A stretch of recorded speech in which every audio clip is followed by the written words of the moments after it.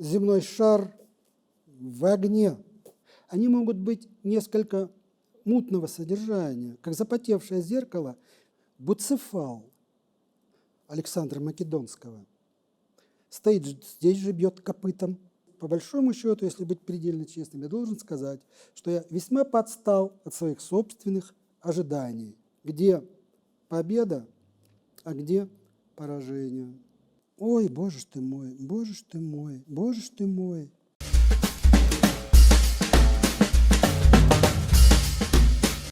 Итак, мы деремся, крови пока нет, и в пылу сражения я понимаю, что жизнь неоднозначно на моей стороне, так как я умственно распределил, где победа, а где поражение. В итоге оказалось, что битва закончилась ничейной, и таким образом я получил урок того, что воля, распределяющая плоды,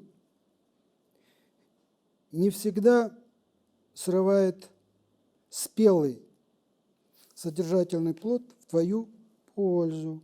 Оказывается, что сопротивление ее приносит несколько неутешительный характер.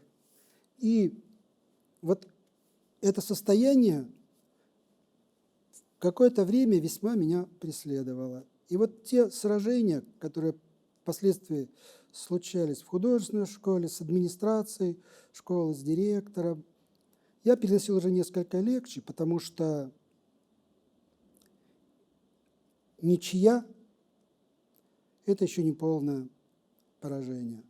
Во всяком случае, это не то состояние, когда тебя лишают свободы, и ты понимаешь, что твое тело проиграло по всем статьям твоему свободному полету и духу. Но мы отвлеклись.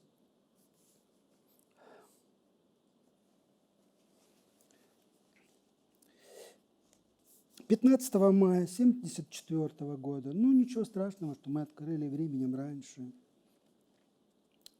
2:35 ночи. Я ничего не знаю твердо, окончательно. Что-то можно знать, только работая или вспоминая, чтобы мысль от тебя отстранилась в предмете, который ты сделал.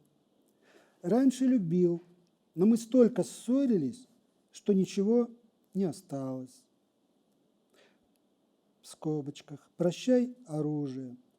Так пишут друзьям. Ни о чем и обо всем сразу. То есть это слова Хемингуэя. Раньше любил, но мы столько ссорились, что ничего не осталось. Мне весьма понравилось это замечание. Видимо, так оно и случается. И я не хотел идти спать. Пространство важнее афоризмов. Комната, и в ней из угла в угол ходит человек. Это важнее сентенций. Смена пространств, передвижением, действия.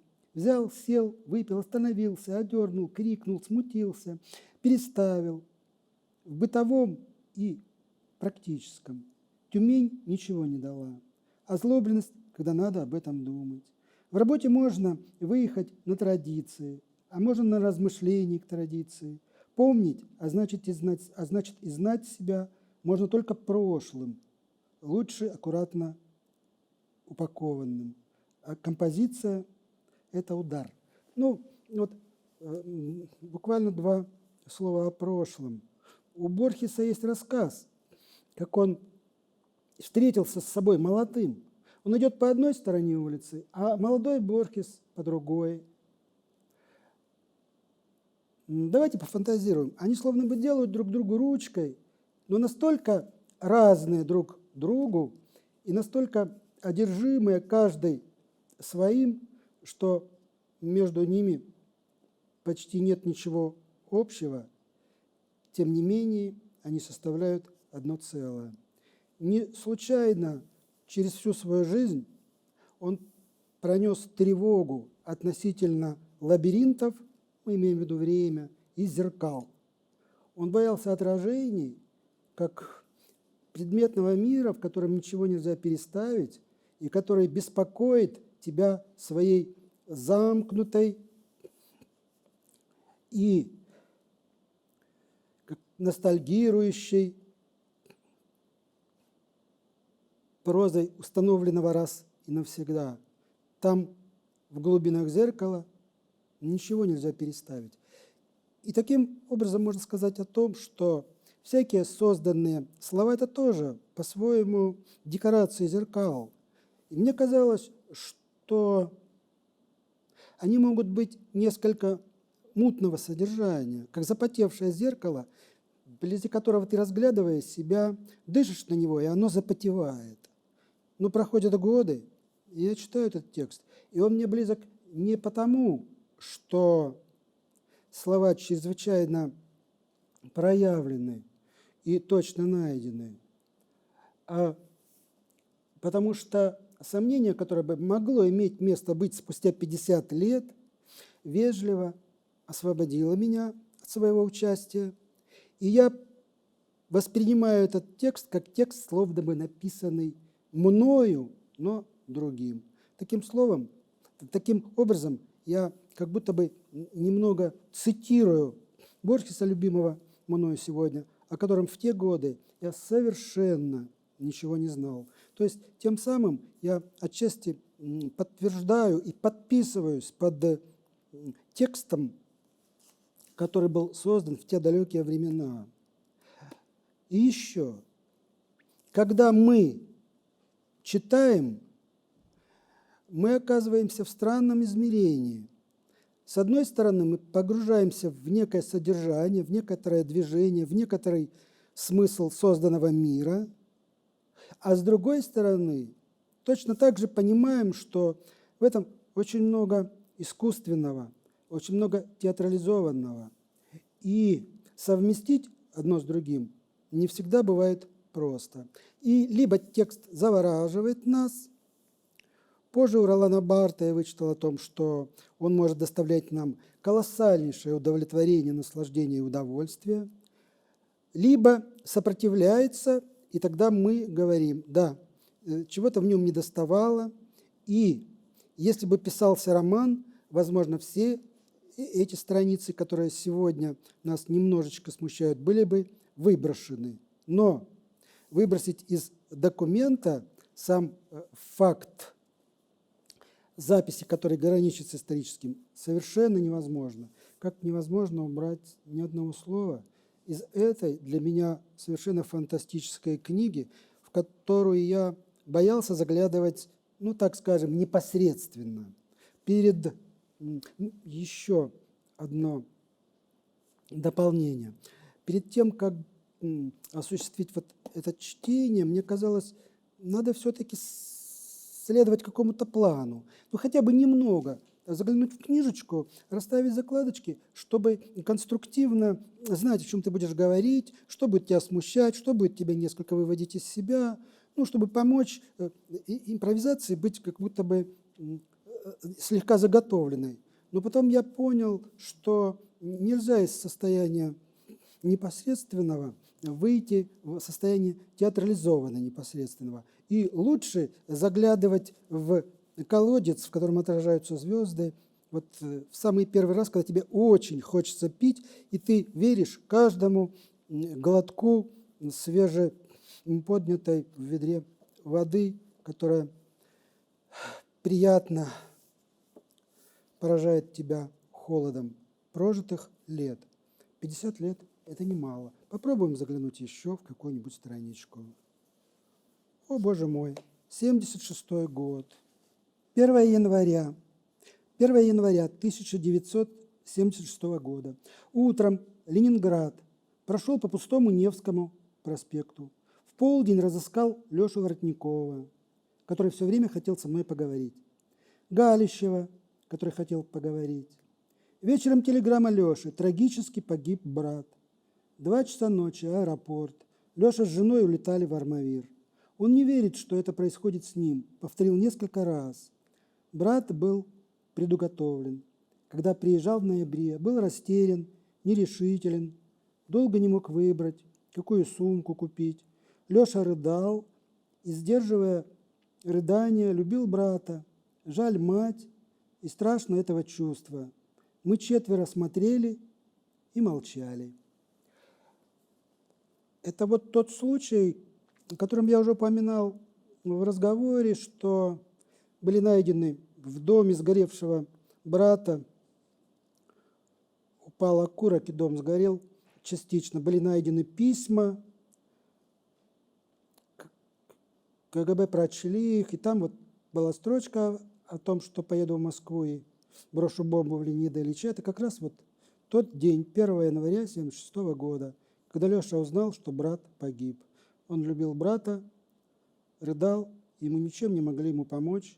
И был жутковатый день 1 января. Что можно к нему добавить? Когда-то многоречивая проза, ну, предположим, Диккенса, очаровывала нас тем, позже таким же очарованием, несколько иного свойства, будет пленить нас Марсель Пруст, когда чувство описывалось бесконечным количеством рефлекторных состояний, объяснений, характеристик и так далее. И на смену в 60-е годы пришел Хемингуэй, который мужественно говорил о немногим. То есть рубленые фразы, лапидарные, отдавали маскулинностью, суровостью. И не надо быть чрезмерно сентиментальным. Новая американская проза учила нас быть сдержанными, мужественными, суровыми. Отсюда, пожалуй, вот такие слова. Леша рыдал и сдерживал рыдания. Можете представить себе, как это было? Мы все достаточно молоды, и еще рыдать как следует не научились. Все было непосредственно. И так он рыдал и сдерживал рыдания. Любил брата, жаль мать. Страшно этого чувства. Мы 4 смотрели и молчали.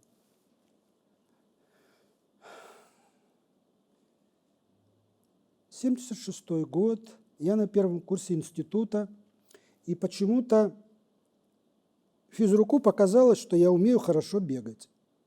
И не скажу, что я был высокого роста, 1,70 м, ну, это не столь уж выдающийся возраст. И тем не менее, он почему-то решил, что я могу бежать на выступлениях спортивных от имени института Строгановского. Меня зачислили в команду, и в день выступления я, опять же, полон решимости добиться своего, выступил. Как однажды в школьные годы сражался за победу, которая привела к ничьей. Вокруг меня толпились нормальные ребята, чуть повыше, возможно, повыносливее и так далее. Это уже не имеет значения. Когда был дан старт, я рванул, бежал изо всех сил, и мне казалось, что меня должны были нести какие-то крылья. Ну, не может быть так, чтобы жизнь как-то уравнивала, по крайней мере, всех нас. Ну, нет, никакого равенства не происходило. Я каким-то удивительным свойством не очень мощного бегуна, хотя бегал довольно прытко, стал немножко отставать и скажу, что пришел к финишу далеко не первым, не самым последним, но и даже не в серединке. То есть, по большому счету, если быть предельно честным, я должен сказать, что я весьма подстал от своих собственных ожиданий. Но это говорит только о том, что наше представление о своей физической мощи, наше представление о том, сколь ты вынослив, зачастую бывает не в хемингуэевском стиле рубленого текста, а развернутого прустовского, в котором ты можешь многократно и многоступенчато оправдывать свои не слишком физически возможные состояния, весьма отстающие от тех, кто побеждает тебя в беге, в битве и в других решительных физических, а возможно не только физических действиях. Вот такая вот странная и несколько горькая обида на то, что твое тело не всегда в союзе с твоим ожиданием и духом, который обещает тебе выносливость более ловкого состояния и преодолеть физическое пространство и материю бывает зачастую гораздо сложнее, чем это вообразить себе в духе, когда ты покоряешь вершины, одолеваешь моря, и когда ты во всем великолепии расцветаешь в словесном создании парков, пространств и мечтаний. То есть от прозы Хемингуэя надо идти далее к самому себе, к своей поэтической составляющей, своей метафорике и к тому, что жизнь по-прежнему уходит в те дали, которые располагаются между духовным и телесным, не всегда находящимся в единой спайке и не всегда гарантирующим тебе, что ты непременно придешь к цели в какое-то заданное время. Нет, дорогой мой, никогда этого не будет. Хорошо, если бы мы рождались точно в уже найденный смысл, и нам не надо было бы нагружать себя поиском содержаний, скрытых от нас завесой чудотворной надежды. Попробуем открыть еще страничку и будем надеяться, что попадем на слова, которые нам также что-то объяснят и подскажут в нашем прошлом, имеющем отношение к сегодняшнему дню. Итак, я читаю текст, который написан будто бы мною, но странным образом содержит неприсущее мне сегодня, поскольку я уже переплавлен будущим. Неужели прошло 50 лет? И что означает вот эти прошедшие 50 лет? Я думаю, со стороны, особенно для молодых людей, это звучит весьма назидательно и отчасти злорадно.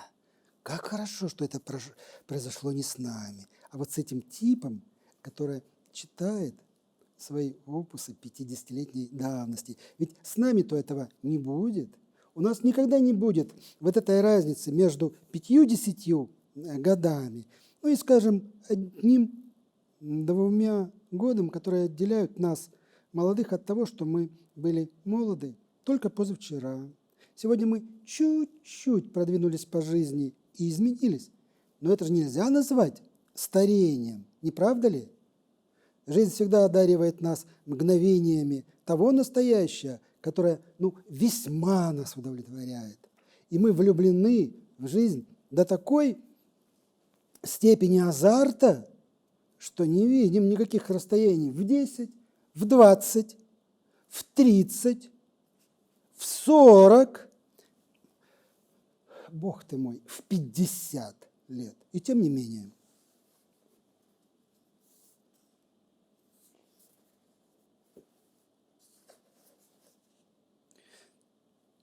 Ой, Боже ж ты мой, Боже ж ты мой, Боже ж ты мой. 3 августа 1975 года. Я родился 3 августа. В 1975 году будем считать, что мне... Давайте будем считать, что мне 35, ладно? Проснулся рано, как для сражения. Вы знаете, все время сражаюсь. Это же какой одаренный. Пистолет под одной мышкой, шпага на другом боку, шлем на голове.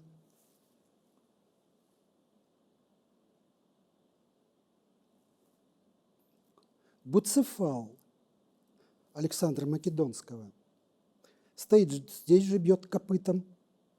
Я в сражении. Черт побери, в каком ты сражении, друг мой? Сиди и пиши роман. Не ты ли, чудовище, собирал все эти слова для того, чтобы своим текстом превзойти великого Льва Толстого? Не такая ли задача стояла перед тобой? Такая. Ну, и где результат? Сплошные вот перечеркивания, да? Какие-то там кляксы. Нет, ну, ясное дело, что, конечно, ну, ты же картины писал. Вот смотрите, парень задумался. Да. А здесь какая великая любовь. Че Гевара любит Мэрилин Монро. Ладно, маленький опус. Давайте представим, что вы молодой человек, наделенный, вернее, уже уполномоченный же, властью, вдруг все бросаете, делаете макияж, красите губки, бровки и так далее, уходите за границу. И что вы делаете? Вы мечтаете осуществить, правильно, революцию. Земной шар в огне. Он полыхает. Нужна справедливость. На маленьком острове Куба это уже происходит. Но мне этого недостаточно. Я хочу поджечь там. Ну, в Боливии. Хочу поджечь там. Почему я говорю об этом? Потому что это прекрасное приключение. Желание усовершенствовать мир одним движением. Раз, ты зажигаешь спичку, и все горит. 2, к власти приходит справедливость. 3, народ счастлив. 4, он рожает детей. Цветут нивы, собираем плоды, все прекрасно. Погодите, армию окружают. Ну, я надеюсь, вы читали боливийский дневник, да? Че Гевару умерщвляют. И как-то мифология, внимание, легенда,